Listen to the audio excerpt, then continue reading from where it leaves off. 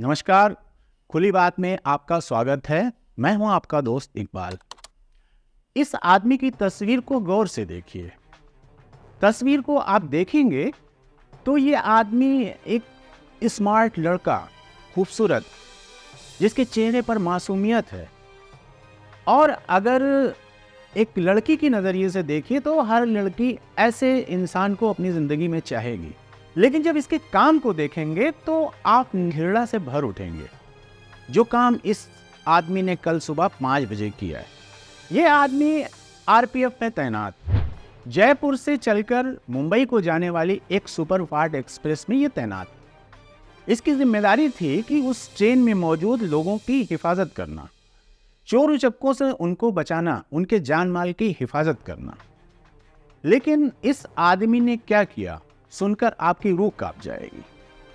इसने 4 मासूम लोगों को अपनी सर्विस गन से गोली मारकर उनकी हत्या कर दी। इस आदमी का नाम है चेतन कुमार और ये ट्रेन में अपने अधिकारी टीकाराम मीणा के साथ तैनात था। ऐसा कहा जाता है कि इसका अपने अधिकारी से बहस हुई किसी मामले को लेकर। लेकिन जो इसका काम है उसे देखते हुए लगता है कि बहस का मुद्दा क्या रहा होगा।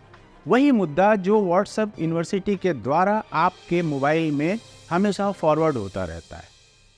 यानी देश हिंदू राष्ट्र बनेगा या देश एक सेकुलर राष्ट्र रहेगा जिसमें सभी बराबर से हिस्सेदार रहे। बहस ज़्यादा बढ़ी तो इसने अपने अधिकारी को अपनी सर्विस गन से गोली मारी और अधिकारी की टीकाराम मीणा की उसी वक्त मौत हो गई।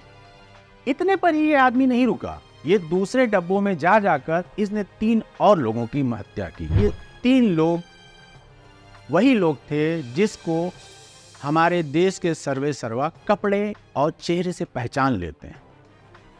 भाइयों बहनों, ये जो आग लगा रहे हैं, टीवी पे उनके जो दृश्य आ रहे हैं, ये आग लगाने वाले कौन है वो उनके कपड़ों से ही पता चल जाता है। इस आदमी ने 3 लोगों की हत्या की। उसके बाद उसने एक नफरत भरी स्पीच दी कि इन लोगों की वजह से देश खतरे में है। पाकिस्तान, मीडिया और बहुत सारी बातें उसने की। देखिए आप ये। हमारी मीडिया, ये मीडिया खबरें दिखाई, पता चल रहा हूँ, पता चल रहा है ये क्या कर अलग वोट देना है, अलग हिंदुस्तान में रखना है। मैं कहता हूँ मोदी और योगी। सिर्फ यही नहीं, पिछले 2014 या उससे 2 साल और पहले से कह लीजिए, देश को एक ज़ॉम्बी लैंड बनाया जा रहा है। इसमें सबसे बड़ा योगदान है मोबाइल पे मिलने वाले फ्री डेटा और व्हाट्सएप यूनिवर्सिटी का। व्हाट्सएप यूनिवर्सिटी से सुबह सुबह इनके मोबाइल में फॉरवर्ड्स आ जाते हैं जिसमें घुमा फिरा कर यही बताया गया होता है कि आज आप खतरे में हैं। क्यों खतरे में हैं? क्योंकि मुसलमान इस देश पे एक दिन कब्जा कर लेगा। इन व्हाट्सएप पढ़ने वालों के पास इतना दिमाग नहीं होता कि वो जा करके इनका सत्यापन करें कि क्या वो ये वाकई बात सही है। उनके अंदर जो परत दर परत नफरत बैठाई गई पिछले 8-10 सालों में, वो ये कबूल कर लेती है कि वाकई ऐसा होगा। जैसे आपने हॉलीवुड फिल्मों में देखा होगा, ज़ॉम्बीज़ होते हैं जिनकी अपनी कोई फीलिंग नहीं होती, कोई भावना नहीं होती, बस वो सामने मिलने वाले इंसान पर टूट पड़ते हैं और उन्हें काट लेते हैं और काट कर अपने जैसा बना लेते हैं। आज यही दौर चल रहा है। एक और घटना देखिए, बरेली में कांवड़ यात्रा निकली हुई थी। उन कांवड़ियों के पास हथियार भी थे और वो एक ऐसे इलाके से गुजरना चाहते थे जो उस यात्रा के लिए प्रस्तावित नहीं था, पर उनका जो रूटीन मार्ग था वहां से जा सकते थे। लेकिन वो जिस रास्ते से जाना चाहते थे वो मुस्लिम बहुल आबादी थी। और तो वहां पर तैनात आईपीएस ऑफिसर प्रभाकर चौधरी ने अनुमति देने से इनकार कर दिया। कांवड़ियों ने उत्तेजक नारे लगाए और धरना प्रदर्शन किया, तो उन्होंने हल्का बल प्रयोग करके उनको वहां से खदेड़ दिया।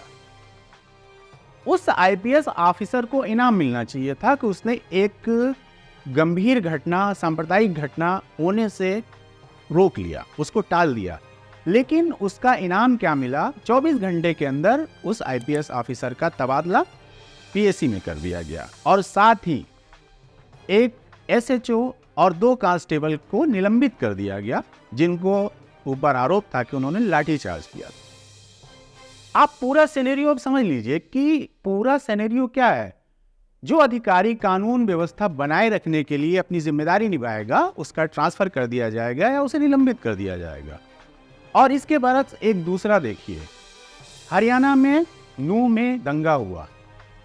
विश्व हिंदू परिषद ने एक यात्रा आयोजित की और उस यात्रा का आयोजन शुरुआत एक मुस्लिम बहुल इलाके से किया गया।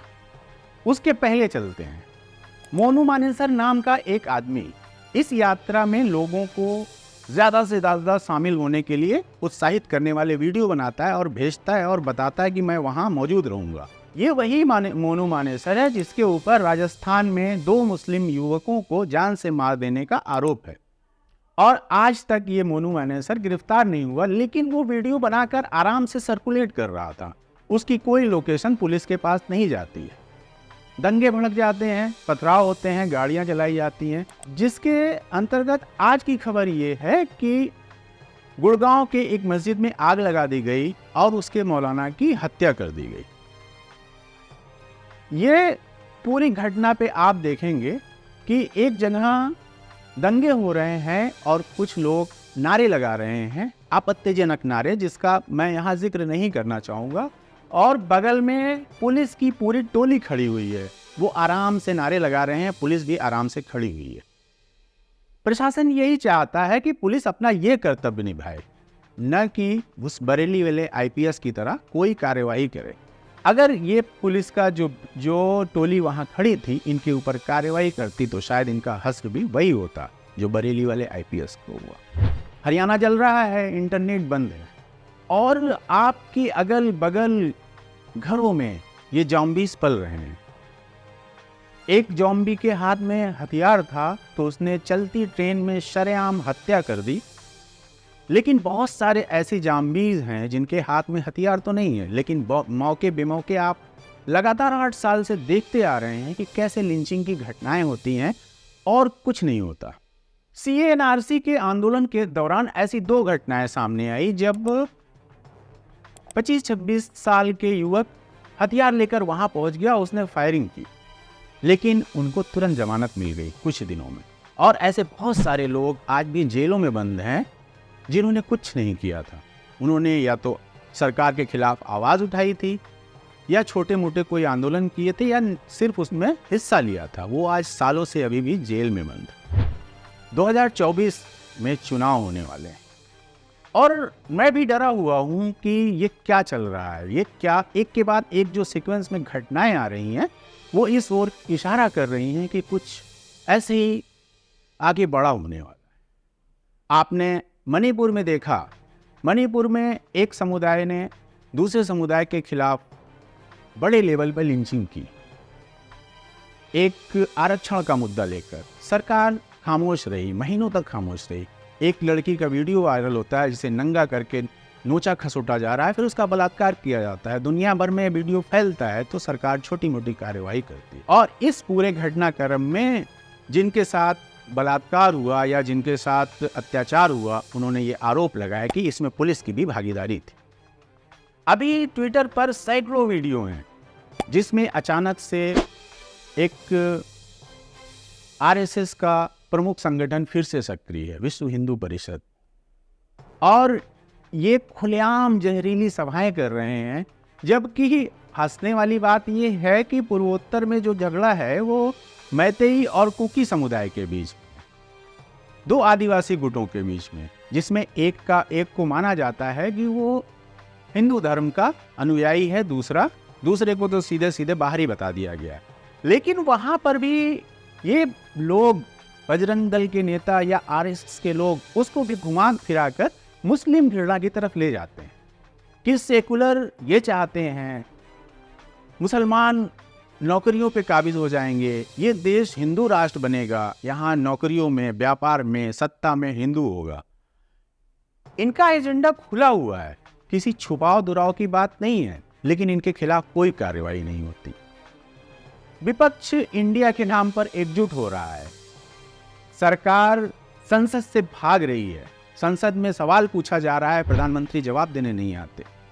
लेकिन सड़कों पर ज़ॉम्बीज़ खुले घूम रहे हैं, इनको खुली छूट मिली हुई है। क्यों? सिर्फ इसलिए कि 80-20 का एक रेशियो है। इनको पता है कि 80 हमारे साथ रहेगा, 80 तो नहीं आएगा। हमें पता है एक बड़ी संख्या उन लोगों की है जो इन सब घटनाओं से दुखी हैं और उसी बहुसंख्यक समाज के हैं, और वो ये लड़ाई अल्पसंख्यक या जो भी सेकुलर समाज है, जो अमन पसंद समाज है, उसके साथ कंधे से कंधा मिलाकर लड़ रहे हैं। लेकिन फिर भी भारतीय लोकतंत्र में चुनाव जीतने के लिए 60% नहीं, 50% नहीं, 30-35% वोट चाहिए होंगे, और इस 35% को एकजुट करने के लिए ये नफरत का खेल खेला जा रहा है। आसाम में खुलेआम हथियारों की ट्रेनिंग दी जा रही है, जिसके वीडियो मौजूद हैं ट्विटर पर, लोगों ने पोस्ट किए हुए हैं, और उनके खिलाफ कोई कार्रवाई नहीं। सोचिए, क्या हम ट्रेन में चलते वक्त अपने घर पहुंचने या ऑफिस पहुंचने की जल्दी में रहेंगे, कि हम इस सोच में मुब्तला रहेंगे कि क्या कोई अभी आएगा, मुझे मेरे चेहरे और कपड़े से पहचान कर मार देगा?